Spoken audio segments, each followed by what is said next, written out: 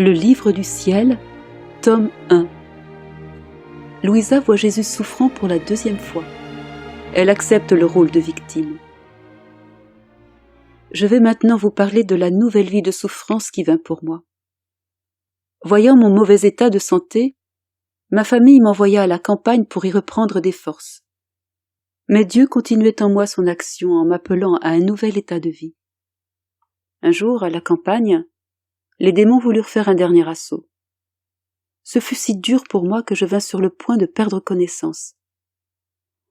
Vers le soir, j'ai en fait perdu connaissance, et je fus réduite à l'état de moribonde. C'est à ce moment que j'ai vu Jésus entouré d'innombrables ennemis.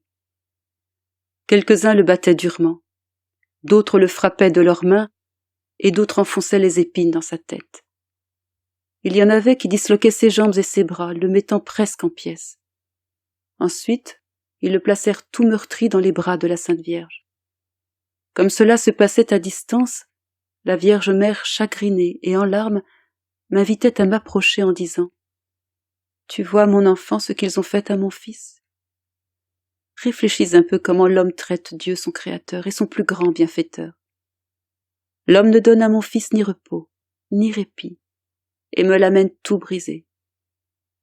Médite sur les offenses énormes que commettent les hommes en traitant Dieu de cette manière, ainsi qu'aux terribles punitions que Dieu leur Père ne manquera pas de leur donner.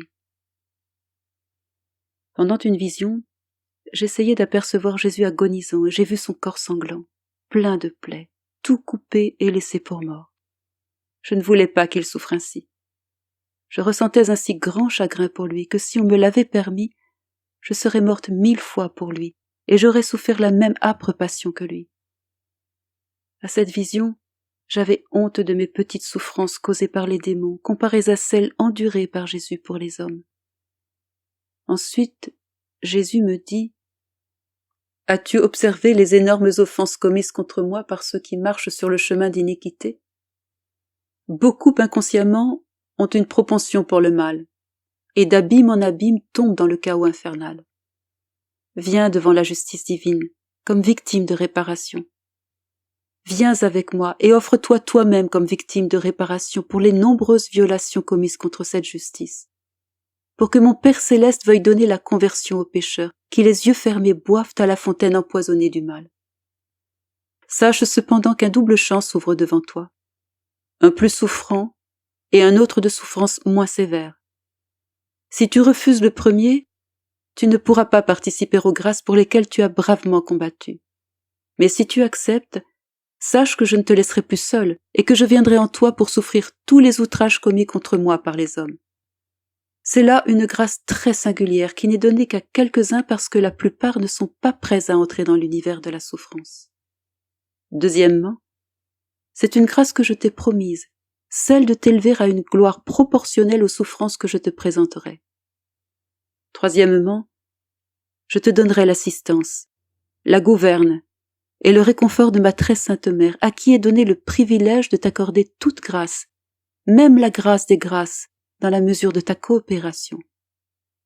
Cet immense bien te semble-t-il petit? Essaie-le, et tu te retrouveras élevé au-dessus de tous les mortels. Ainsi, il me confiait à sa très sainte mère, qui avec joie semblait m'accepter.